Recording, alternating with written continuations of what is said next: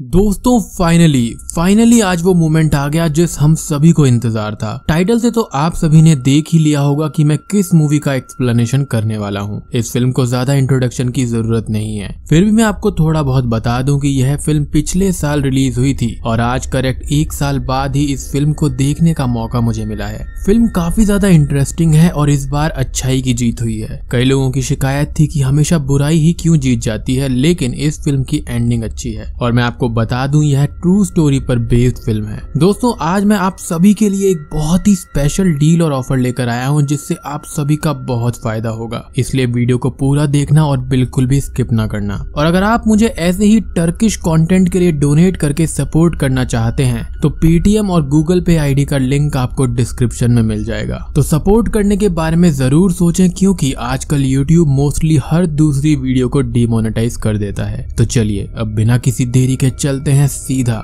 Explanation की तरफ।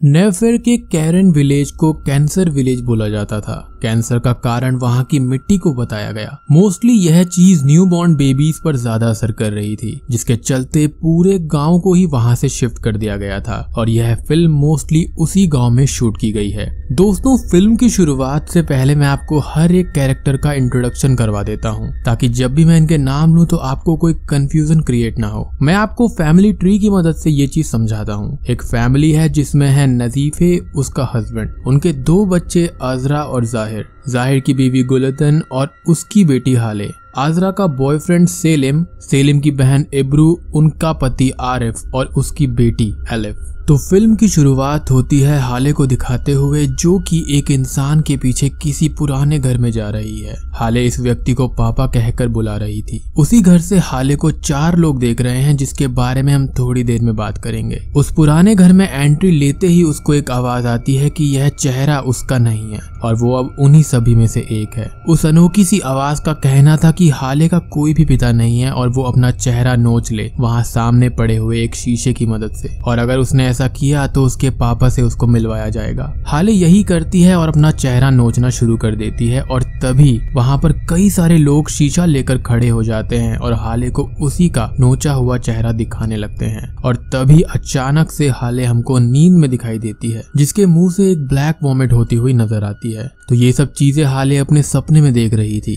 दूसरी तरफ हमको नजीफे की बेटी आजरा नजर आती है जो कि मिस्टर आरिफ के यहाँ पर काम करती है। आजरा मिस्टर आरिफ की बीवी एब्रू के काफी ज्यादा नजदीक थी क्योंकि एब्रू के भाई सेलिम को आजरा पिछले 3 महीनों से डेट कर रही थी। एब्रू और सेलिम की माँ का देहांत करीबन 1 साल पहले हो गया था जिसके कारण सेलिम काफी दुखी रहता था क्योंकि सेलिम की माँ उसी के साथ उसी के घर में रहा करती थी। बातों ही बातों में आजरा एब्रू को बताती है कि कल सेलिम उसको कुछ खास बात कहने वाला है, जिसके चलते एब्रू खुश थी क्योंकि सेलिम की माँ की मौत के बाद वो काफी ज्यादा दुखी रहता था। अब बात करते करते अचानक से ही आजरा की नजर धुंधली होने लगती है जैसे वो कहीं और ही कंसंट्रेट कर रही थी। एब्रू उसको होश में लाती है और उसको अपने साथ एक वेकेशन पर जाने के लिए पूछती है, लेकिन आजरा इस बात से इनकार कर देती है। पर एब्रू का कहना था कि वो अपने हस्बैंड आरिफ से इस बारे में बात करेगी। अब दूसरी तरफ हाले अपने घर में अपनी एक गुड़िया से ही बात किया करती थी। उसका कहना था कि वो अलग अलग सा फील करती है, जैसे उसके हेयर उसके नहीं है, उसकी आंखें उसकी नहीं है, ये चेहरा किसी और का है एटसेट्रा। यहाँ पर उसकी ड्यूअल पर्सनैलिटी नजर आती है क्योंकि वो खुद से ही जवाब देती है और खुद से ही सवाल करती है। वो उस गुड़िया से कल रात को आए हुए सपने के बारे में बोल रही थी। हालांकि गुड़िया नहीं बोला करती थी, वो खुद ही बोला करती थी। अब गुड़िया की तरफ देखते हुए वो खुद से ही कहती है कि गुड़िया की कुछ उंगलियां काट दो तो तुमको तुम्हारे पापा से मिलवाया जाएगा। वो ऐसा ही करती है। एक पल के लिए गुड़िया की उंगलियों से खून आता हुआ नजर आता है, लेकिन फिर अगले ही पल वो नॉर्मल प्लास्टिक की गुड़िया दिखाई देती है। अब हाले के अंदर की ड्यूअल पर्सनैलिटी यही कहती है कि पापा जल्दी आएंगे और इस बात से फ्रस्ट्रेट होकर वो गुड़िया को फेंक देती है और बहुत तेज चिल्लाने लगती है। अब हाले की माँ गुलतन और दादी नजीफे इन बातों को लेकर बहुत ही ज्यादा डरी हुई नजर आती है। सीन चेंज होता है और सीधा आजरा की तरफ फोकस होता है। आजरा जहाँ पर काम किया करती थी वहाँ पर काफी अच्छे कपड़े और एंटीक चीजें मिला करती थी। इनका बिजनेस काफी अच्छा चल रहा था क्योंकि ये चीजें काफी रीजनेबल रीजनेबल प्राइस पर बेचा करते थे। और दोस्तों जैसा कि मैंने आपसे कहा था कि आप सभी के लिए काफी इंटरेस्टिंग ऑफर मैं लेकर आया हूँ, तो इस चीज को स्किप ना करना, क्योंकि हो सकता है आपका काफी ज्यादा फायदा इस चीज से हो जाएगा। अब दोस्तों ब्रांडेड कपड़े हर कोई खरीदना चाहता है, लेकिन मेन इशू आता है बजट का। तो आज मैं आपको एक ऐसी वेबसाइट के बारे में बताऊंगा जहां से आप बहुत ही सस्ते में ब्रांडेड क्लोथ्स ले सकते हैं और खूब सारा कैशबैक और रियल मनी अर्न कर सकते हैं। अब आपको बस डिस्क्रिप्शन में दिए गए फर्स्ट लिंक पे जाना है और कैश करो पे अकाउंट बनाना है। मेरे लिंक से अकाउंट बनाने पे आपको 25 रुपीज साइन अप बोनस मिलेगा, जो कि एक रियल कैश है। इसको आप अपने बैंक में भी ट्रांसफर कर सकते हैं। आप अकाउंट, ईमेल या फिर फेसबुक आईडी से भी अपनी आईडी यहाँ पर बना सकते हैं। अकाउंट बनाने के बाद माई अर्निंग्स वाले सेक्शन में जाके आप देख सकते हैं कि 25 रुपीज का रियल कैश आपके वॉलेट में ट्रांसफर हो चुका है। अब वीडियो के डिस्क्रिप्शन में दी गई दूसरी लिंक पे क्लिक करके आप स्पॉइल के ऑफर पे पहुंच जाएंगे। यहाँ से बस विजिट रिटेलर पे क्लिक करना है और स्पॉइल की वेबसाइट पेज पर आप पहुंच जाएंगे। आप नया स्पॉइल अकाउंट बनाएंगे तो आपको स्पॉइल पॉइंट्स मिलेंगे, जो आप चेकआउट के टाइम पे यूज कर सकते हैं। अब मैं यहाँ पर आपको एक टी शर्ट परचेज करके दिखाता हूँ जो कि ब्रांडेड है और मुझे काफी पसंद आई है। इसके बाद आप अपनी कैश करो प्रोफाइल के माई अर्निंग सेक्शन पे आ जाएंगे और इंस्टेंटली ही आपके 40% कैशबैक आपके अकाउंट में दिखेगा। और दोस्तों एक खास बात ये है कि कैश करो अब तक अपने यूजर्स को 100 करोड़ का कैशबैक दे चुका है और फ्लैट 40% कैश करो कैशबैक एप्लीकेबल है 4 टाइम्स पर मंथ। अब यहाँ पर जो कैशबैक है वो पेंडिंग में होगा और थोड़े टाइम में कंफर्म भी हो जाएगा, लेकिन अगर आप कैंसिल या रिटर्न करोगे तो कोई कैशबैक आपको नहीं मिलेगा। लेकिन अगर यहाँ पर सब कुछ सही चाहता है तो आपको 100% कैशबैक मिलेगा। तो चलो अब मैं आपको एक कैलकुलेशन दिखा देता हूँ जिससे 800 रुपीज की ब्रांडेड टी शर्ट आपको मात्र 105 रुपीज में मिल जाएगी। तो जैसा कि यहाँ पर आप देख सकते हैं कि टी शर्ट का ओरिजिनल प्राइस है 799 रुपीज। उसके बाद में डिस्काउंट और spoil points minus 40% cashback plus 25 rupees sign up bonus करके आपको ये टी शर्ट मात्र 105 रुपए में मिल रही है। और दोस्तों जब आपका कैश करो कैशबैक रुपीज 250 से ऊपर हो जाएगा तो आप उसको अपने बैंक अकाउंट में ट्रांसफर कर सकते हो। और उसके लिए आप ये स्पॉइल ऑफर का 1 महीने में 4 बार फायदा उठा सकते हो, या फिर और वेबसाइट पे शॉपिंग भी कर सकते हो cashkaro.com से। तो जल्दी से जल्दी डिस्क्रिप्शन में दिए गए लिंक की मदद से अभी cashkaro.com पर जाकर साइन अप करिए, ताकि बहुत ही बढ़िया बढ़िया ऑफर्स का फायदा आप सभी उठा पाएं। वैसे भी साइन अप फ्री है तो ट्राई जरूर करें। और दोस्तों अगर आपको हायर कैशबैक चाहिए तो इनका एक एप्लीकेशन भी है कैशकरो नाम से, आप उसको भी प्ले स्टोर से डाउनलोड कर सकते हो, जिसका लिंक आपको डिस्क्रिप्शन में मिल जाएगा। Now coming back to the movie, जहां पर एजरा काम किया करती थी उस जगह पर उसको सेलिम की डरावनी आकृति नजर आती है और ऐसा लगता है कि जैसे उसको किसी ने अपने काबू में किया हो। वो शॉप के अंदर एक रूम में जाती है जहां पर उसको हाले का एक इविल रूप नजर आता है जो कि उसको अपने शिकंजे में जकड़ रहा है। अब एजरा खुद को कहीं और ही पाती है और वहां पर कई सारे ऐसे डरावने क्रीचर्स उसको नजर आते हैं। एकदम से वो बेहोश हो जाती है और तभी वहां पर सिस्टर फातिमा आकर उसको बचाती है। होली प्रेयर्स करने के बाद में एजरा को थोड़ा अच्छा महसूस होता है और फिर उसी के बाद सिस्टर फातिमा का कहना था कि उस पर कोई बुरा साया है और वो कल इस चीज को ठीक करेगी। दूसरी तरफ सेलिम को अपने घर में उसकी माँ की फोटो कीड़ों से ढकी हुई नजर आती है, जिसको देखकर वो घबरा जाता है। सेलिम सोचता है कि शायद टेंशन से ये सब हो रहा है, क्योंकि माँ की मौत के बाद he was the most affected person. Ezra अब घर पहुंचती है और वहां पर उसके भाई और हाले के पिता जाहिर के बारे में बात होती है। नजीफे यानी कि एजरा की माँ बस यही कहती है कि उसने बैग पैक किए और वो चला गया। असल में कई सालों पहले ही जाहिर घर से चला गया था किसी हादसे के दौरान और तभी से पूरा घर ठीक नहीं था। हाले की ड्यूअल पर्सनैलिटी या कोई बुरी शक्ति का साया। हाले की माँ गुलतन भी ठीक नहीं रहती थी। एजरा के पिता का भी देहांत काफी समय पहले हो गया था और एजरा की माँ उसी हादसे के बाद से पागल हो गई थी। हाले घर में काफी दुखी रहा करती थी, लेकिन सिर्फ एजरा ही थी जिसके साथ वो थोड़ा बातचीत किया करती थी। बेसिकली हाले अपनी आंटी एजरा से काफी ज्यादा मोहब्बत किया करती थी। अब आरिफ के यहाँ पर उसकी बीवी एब्रू को उसकी बेटी एलिफ के ऊपर बेड गिरता हुआ दिखता है और एलिफ ये भी कह रही थी कि वो नहीं चाहती कि उसके अंकल एजरा से शादी करें, लेकिन ये सब उसका वहम था और एलिफ तो उसी वक्त वॉशरूम से निकल कर आई थी। पर स्ट्रेंज बात ये थी कि जिस एंगल पर एब्रू को एलिफ के ऊपर बेड गिरता हुआ नजर आया था तो उसी जगह पर कुछ मार्क्स थे, यानी कि कुछ रेड स्पॉट्स। अब फिर से सेलिम के घर पर उसको उसकी माँ और उसका पैरालाइज्ड भाई नजर आता है, जो कि बस यही कह रहे हैं कि एजरा से शादी मत करो, नहीं तो उसका हाल भी उसी के भाई जैसा हो जाएगा। यहाँ एक इन्फॉर्मेशन निकल कर आती है कि सेलिम का भाई पैरालाइज था और उसके उसकी मौत बचपन में हो गई थी, जिसके चलते सेलिम काफी खुश था। अब जिस कपड़े को सेलिम की माँ ने उसके सपने में पकड़ा हुआ था,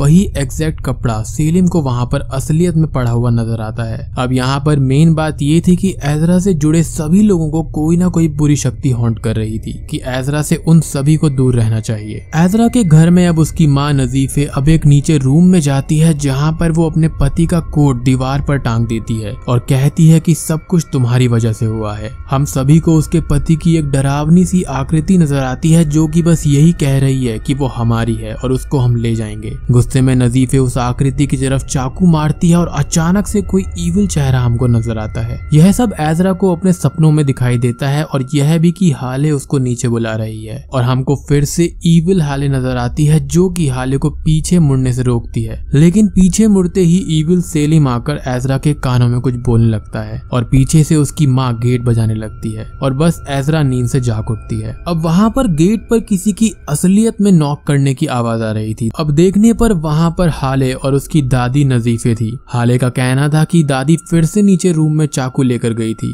नजीफे एजरा से ये कहती है कि उसके पिता घर में वापस आ गए हैं, लेकिन सब यही समझते हैं कि उनकी दिमागी हालत ठीक नहीं थी, इसलिए वो ऐसा बोल रही थी। अगली सुबह अब एजरा काम पर वापस जाती है और जैसा कि सिस्टर फातिमा ने प्रॉमिस किया था कि अगले दिन वो ईविल को दूर करेगी और वो वैसा ही करना शुरू करती है। तो यहाँ पर वो स्नेक स्टोन्स का इस्तेमाल करती है, जो कि होली नाइट्स में मैका में गिरे थे। कहा जाता है कि ये स्टोन जिंदा है और ईविल को दूर रखने की शक्ति रखते हैं, लेकिन इस रिचुअल को परफॉर्म करने का सही तरीका हर किसी को नहीं आता। लेकिन लकीली सिस्टर फातिमा की दादी ने उसको यह सिखाया था। इन पत्थरों को विक्टिम के फोरहेड पर रखा जाता है और अगर कोई ईविल होता है तो ये स्टोन वहीं पर चिपक जाते हैं और टूटकर बिखर जाते हैं। और ऐसा ही होता है, एजरा के फोरहेड से एक स्टोन टूटकर नीचे गिर जाता है। अब एब्रू के घर में उसको अपनी बेटी एलिफ के पीठ पर एक बिच्छू नजर आता है और वो ये कह रही है कि एजरा से सेलिम अंकल को शादी नहीं करनी चाहिए। लेकिन जैसे ही एब्रू पास जाती है, वहाँ पर कुछ भी नहीं होता। एलिफ से कंफर्म करने पर वो ये बोलती है कि वो तो एजरा को बहुत पसंद करती है और शादी ना करने की बात उसने कभी भी नहीं करी। अब इन सब बातों को देखते हुए एब्रू सेलिम को फोन लगाती है और उसको मिलने के लिए बोलती है, लेकिन वो एजरा से मिलने के लिए जाने वाला था, जिसके चलते वो अपनी बहन एब्रू से मिलने के लिए मना कर देता है। एब्रू यहाँ पर काफी ज्यादा टेंशन में हमको नजर आती है। हाले के घर में अब उसकी दादी कुछ बातें बोलती है कि उस रात जो हुआ उसको पूरा होना चाहिए था और बस ये कहकर वो बोलती है कि हाले को मरना होगा और वो एक तेल से भरी हुई प्लास्टिक बोतल एक केटल में पिघलाने लगती है ताकि वो हाले को मार सके। हाले जहाँ पर बैठी थी वहाँ पर वो खुद से ही बातें कर रही थी कि उसकी आंटी उसको पसंद नहीं करती और उसकी दादी उसको मारना चाहती है, लेकिन वो इन बातों पर विश्वास नहीं करती। अब उसके अंदर जो ईविल था वो उससे यही कहता है कि इस डॉल को जलाओगी तो वो उसको इस बात का सबूत देंगे कि उसकी दादी उसको मारना चाहती है। बस तभी उसकी दादी पीछे से आकर उसके ऊपर वो गरम गरम तेल डाल देती है, लेकिन हाले उस जगह पर नहीं बल्कि थोड़ा सा आगे बैठी हुई थी। अब हाले का ईविल रूप नजीफे को मारने लगती है कि तुम फिर से उस चीज को नहीं रोक पाओगी। हाले ये देखती रहती है और उसके अंदर की आवाज कहती है कि देखो तुम्हारी दादी तुमको मारने आई थी, और बस हाले फिर अपनी दादी को अपने साथ घर में अंदर लेकर जाती है। अब दूसरी तरफ सेलिम एजरा को प्रपोज कर देता है और उसको एक रिंग देता है। एजरा काफी ज्यादा खुश थी, लेकिन वो सेलिम को अपना एक डार्क पास्ट बताती है कि उसके भाई जाहिर ने उसके पिता की चाकू मार के हत्या कर दी थी और 12 साल से वो लापता है। उसके बाद से ही नजीफे पागल हो गई और उसकी भाभी गुलतन का इमोशनल ब्रेकडाउन हो गया। जब जाहिर भागा था तो उसको नहीं पता था कि गुलतन यानी कि जाहिर की बीवी प्रेग्नेंट थी, इसलिए यहाँ पर वो ये नहीं समझ पा रही थी कि ज्यादा बेकार जिंदगी किसकी थी,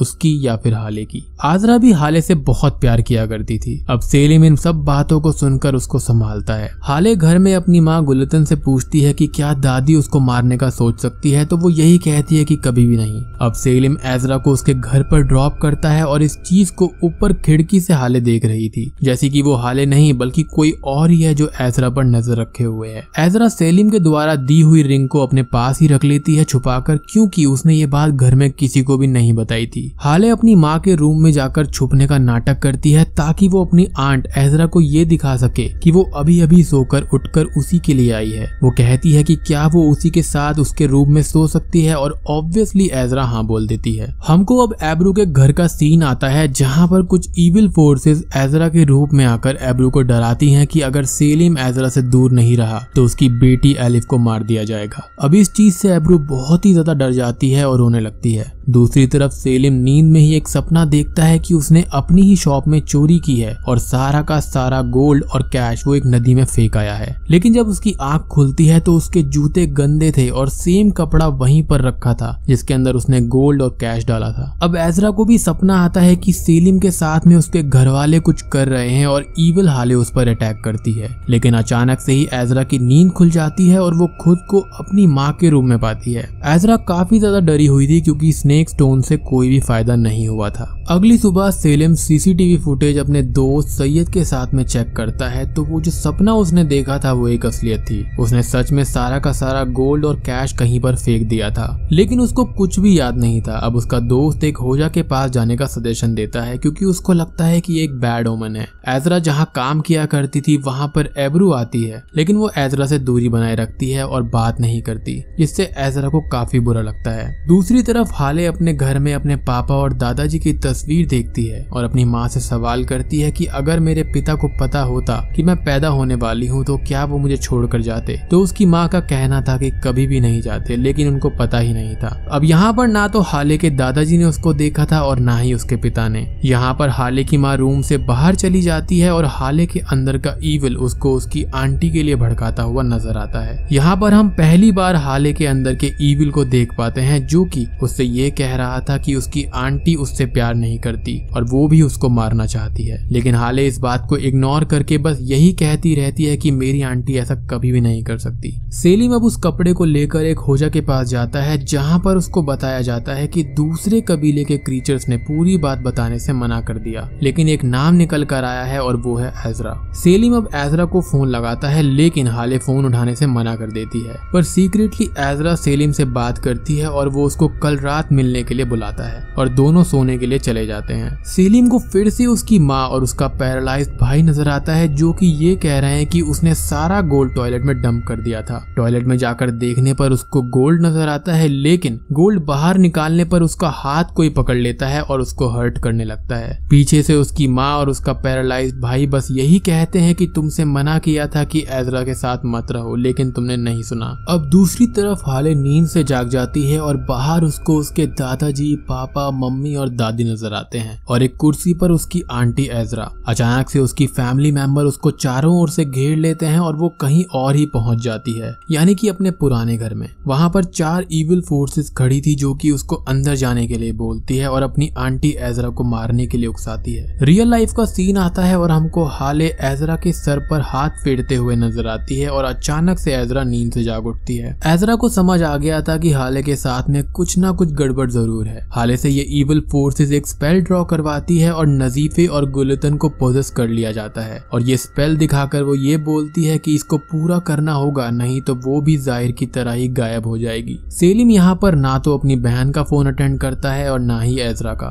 एजरा शॉप में फिर से किसी इविल के काबू में आ जाती है और उसको काफी भयानक चीजें नजर आती हैं, जिसके चलते वो मॉस्क यानी कि मस्जिद में जाती है अल्लाह की मदद लेने। वो काफी ज्यादा फरियाद अल्लाह से करती है और अल्लाह एजरा की दुआ कबूल करते हैं। इस सीन पर मुझे चिल्स आ गए थे। खैर अब एब्रू अब सीधा सेलिम के घर पर जाती है जहाँ पर उसको सेलिम पैरालाइज नजर आता है और वो काफी ज्यादा परेशान हो जाती है। सेलिम का एक हाथ काफी बुरी तरह से डैमेज हो चुका था और उसका शरीर पूरा का पूरा नीला पड़ गया था। दूसरी तरफ हाले अपनी गुड़िया का फेस काट देती है क्योंकि उसके अंदर का ईविल कहता है कि अगर उसने ऐसा किया तो उसके पापा आएंगे, और ठीक ऐसा ही होता है। घर में जाहिर वापस आ चुका था। एजरा घर में वापस आती है और उसका भाई जाहिर उसको बंदी बना लेता है। नजीफे को दिए जाने वाले नींद के इंजेक्शन अब एजरा को दे दिया जाता है ताकि वो कुछ ना कर पाए। पूरे घर को अब इन दूसरी दुनियाओं के क्रीचर्स ने अपने काबू में कर लिया था। मैं इनको अनकॉन्शियस माइंड के क्रीचर्स मानता हूँ। तो दोस्तों यहाँ पर खुलते हैं असली पत्ते की ये सब हो क्यों रहा था।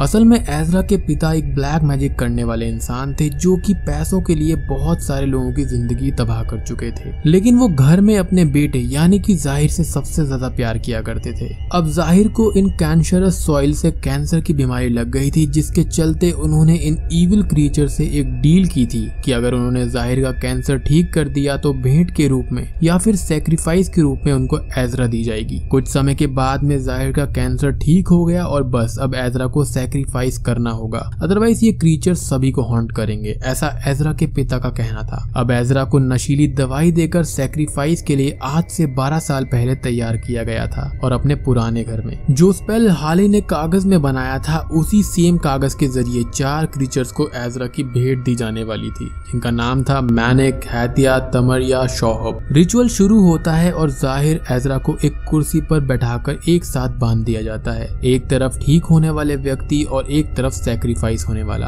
अब बस जब रिचुअल पूरे जोरों शोरों पर था तभी नजीफे ने ये रिचुअल रोक दिया और अपने पति को चाकू से मार दिया। जी हाँ, एजरा को ये लगता था कि उसके भाई ने अपने पापा को मारा था, लेकिन ऐसा नहीं था। असल में नजीफे ने ऐसा किया था। रिचुअल वहीं पर रुक गया था और जाहिर को ये क्रीचर्स अपने काबू में करके घर से भगा कर ले गए थे, क्योंकि उन्होंने ही जाहिर को ठीक किया था और डील पूरी ना होने पर जाहिर को अपने साथ ले गए। इसके बाद डर के ये लोग अपने पुराने घर को छोड़कर दूसरे घर में रहने आ गए थे, लेकिन इन क्रीचर्स की हॉन्टिंग्स जो थी वो तभी से इनके साथ चल रही थी। इन्होंने हाले के बड़े होने का इंतजार किया। अब यहाँ पर हाले की अपीयरेंस इसलिए भी बाकी सबसे अलग थी क्योंकि ये क्रीचर्स उसको बचपन में ही अपने काबू में कर चुके थे। अभी तक ये सब जो उनके साथ हो रहा था इसलिए ही हो रहा था क्योंकि एजरा को सैक्रिफाइस नहीं किया गया। हाले को भी इन्हीं क्रीचर्स ने बचपन से ही अपने काबू में कर रखा था क्योंकि डील पूरी नहीं हुई थी। हाले को अब ये क्रीचर्स कहते हैं कि अपनी आंटी को मारो और सब कुछ ठीक हो जाएगा। एजरा के साथ में जो भी कोई जुड़ा हुआ था उसके साथ में ये सब हुआ क्योंकि ये क्रीचर्स एजरा को अपनी अमानत माना करते थे, इसलिए ये इससे जुड़े लोगों के साथ में बुरा बुरा कर रहे थे, जैसे कि एब्रू, सेलिम, हाले एटसेट्रा।